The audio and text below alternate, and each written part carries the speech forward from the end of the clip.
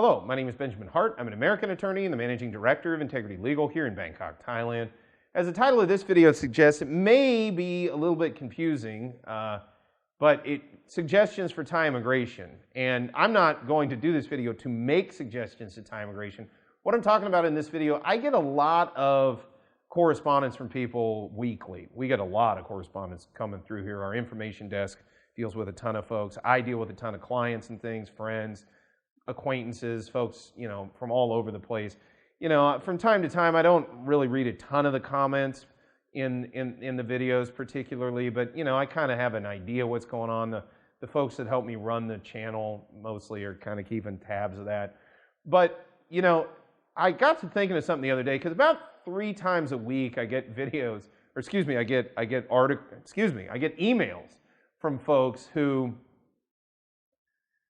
they've got suggestions for Thai immigration. They think that certain things could be done better or a different way or more efficiently. And I oftentimes I'll read through some of it, and once it's clear that they're not really, they're not looking for any real legal assistance, they're just kind of making comments. Sometimes I'll read all the way through it, and sometimes if time is a factor, I may just kind of keep going. But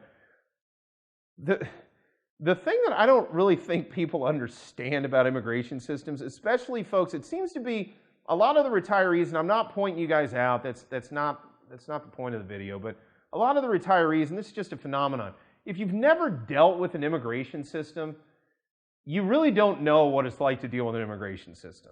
So if you've lived your whole life in your home country, or a country where you have nationality, and you just never have to deal with that country's immigration and customs system, and then you move abroad and you have to deal with it, it's probably going to be a bit of a culture shock. It's going to be a bit of a, like throwing cold water on somebody, because immigration systems are not designed to be efficient. They're not designed to do what you want it to do. If anything, it's kind of designed in opposite to that.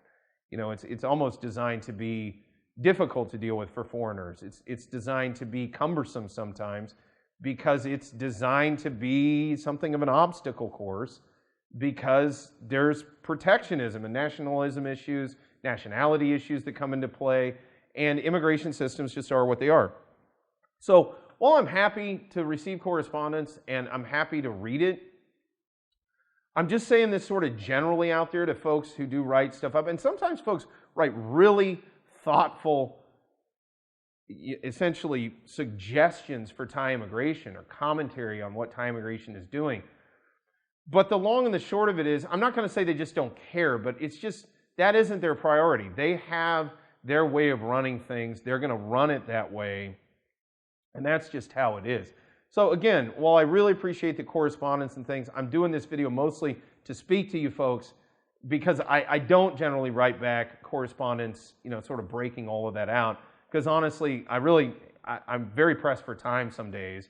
And also, nothing's going to come of it. Whatever even I decide would be a great idea, even if I ran down there and said, hey, look at this, they'd say, yeah, great, we're going to keep doing what we're doing. So understand, that's just the nature of the beast.